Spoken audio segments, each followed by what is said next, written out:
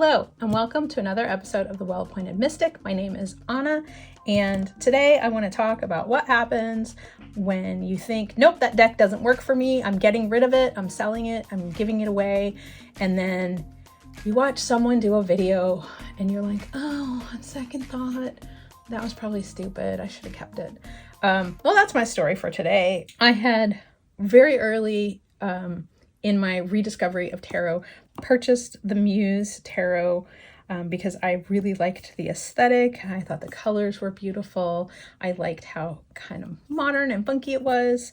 And then I started using it, and there were a couple of cards that were like super stumbling blocks for me. Like I just couldn't get past things about them.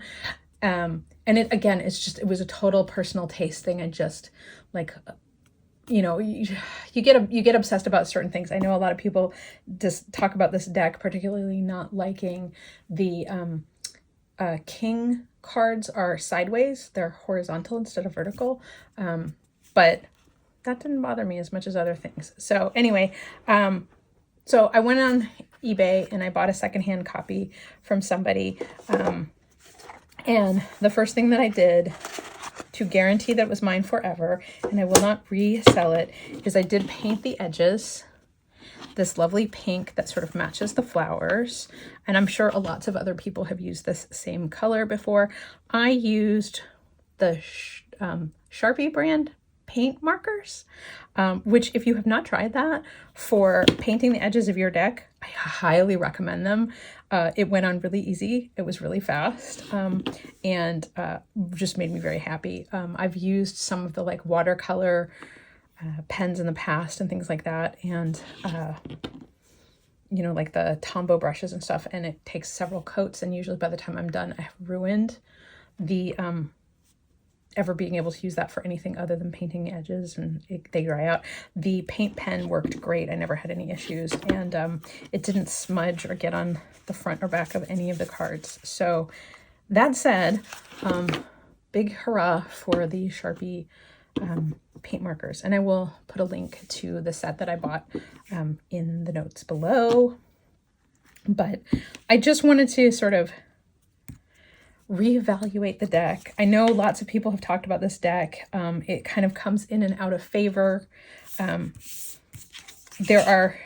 I heard someone describe it as feeling very 90s retro, which all of a sudden was like, oh, well, that's kind of cool. I hadn't thought about it like that. You know, because it was made in, let's see, what is the date on this deck? I'm going to check. This was 2020, so it's really only a 5-year-old deck. And I guess it was created a couple years prior because it was also an indie deck for a while, but it was still more 2020s, 20-teens art, you know, sort of aesthetic. But I can see where, because it's kind of fun, funky colors, has a little ravey vibe, that it might feel more 90s. But I'm pretty sure that this deck is largely in order. I put it back in order when I got it to make sure that all the cards were here before I painted the edges and everything. And looking at it now with 3 or 4 more years of experience under my belt, I like it more than I did originally. Like I really wanted to like it, but I think it was a little too esoteric when I was just learning. Like I needed decks that were closer to an RWS. This is the card that has always bothered me, her blue shoes. So I covered up the heels because it just didn't seem, I don't know why I got hung up on these shoes, and I'm debating whether or not to cover up the whole thing. But I used, again, one of the Sharpie paint markers, and I covered up the giant heels. They were like these big, anyway, super distracting. And the Hangman card is one of those cards that comes up for me often. So it's like I kept seeing these obnoxious shoes. Nothing else about the card bothers me except for the silly shoes. Also, they don't match her outfit, so I don't understand. But anyway, so I just started painting over it just so that it was less distracting. And so yeah, now this is my deck forever because I'm not going to be able to, no one else is going to want it with the shoes all painted. So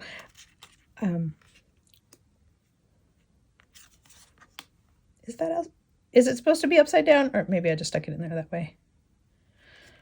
But I mean, it does definitely have sort of a fashion model vibe. I know a lot of people have mentioned that there's not a real diversity in body types or in ages.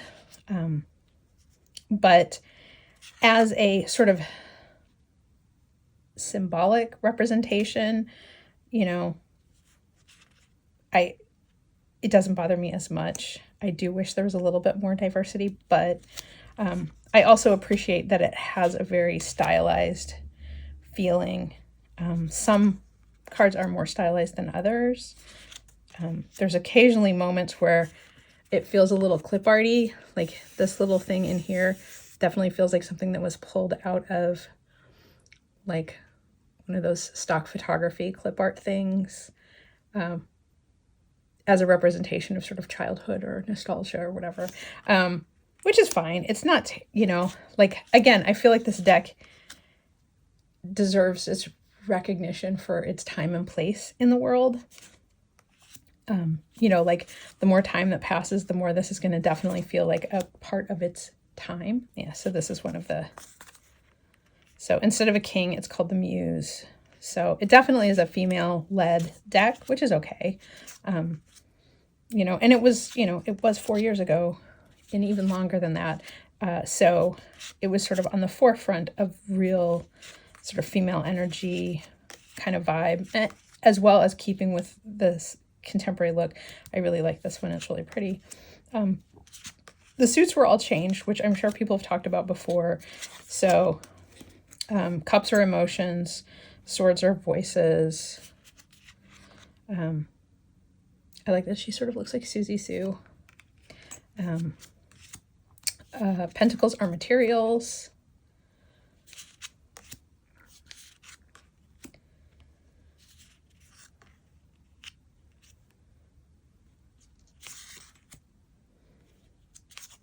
So, and for materials, it's really very rose focused, which I think is interesting. Like I think every single card in the materials has a rose in it.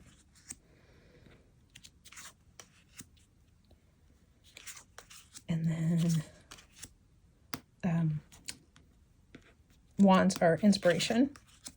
So at a certain point, that actually makes it a little bit easier if you are just learning that instead of having to figure out what does a cup mean again, it's just emotions. So it's kind of right there in the title, which I think is nice. But also I think by the time someone is really ready for this level of sort of symbology and a little bit different vibe, it doesn't really matter. So I don't know.